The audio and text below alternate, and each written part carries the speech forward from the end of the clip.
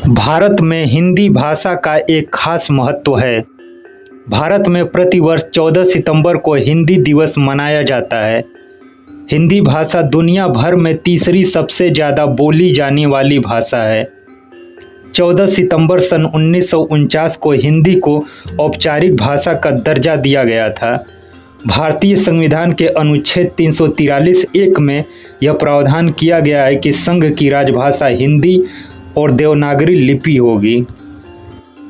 हिंदी भाषा संस्कृत से उत्पन्न हुई है।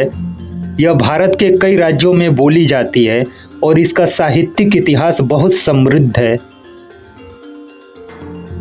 मुंशी प्रेमचंद्र, रविंद्रनाथ टैगोर, महादेवी वर्मा, रामाधारी सिंह दिनकर और सूर्यकांत त्रिपाठी निराला जैसे महान कवियों और साहित्यकारों ने हिंदी साहित्य को विश्व स्तर पर प्रसिद्धि दिलाई है। पहला हिंदी दिवस 14 सितंबर सन 1953 को मनाया गया था। यह 14 सितंबर 1949 को संविधान सभा द्वारा हिंदी को भारत की राजभाषा के रूप में स्वीकार किए जाने की याद में आयोजित किया गया था।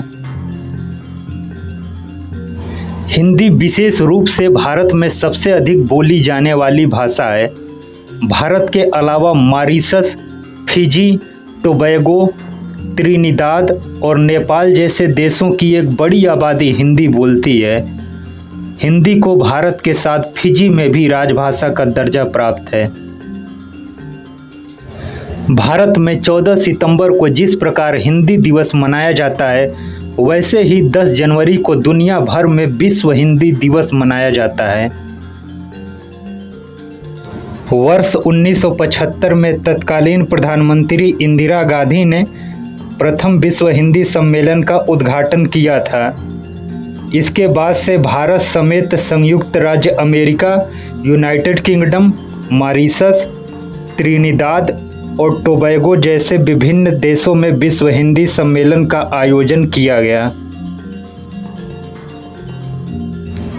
विश्व हिंदी दिवस पहली बार 10 जनवरी सन 2006 को मनाया गया था।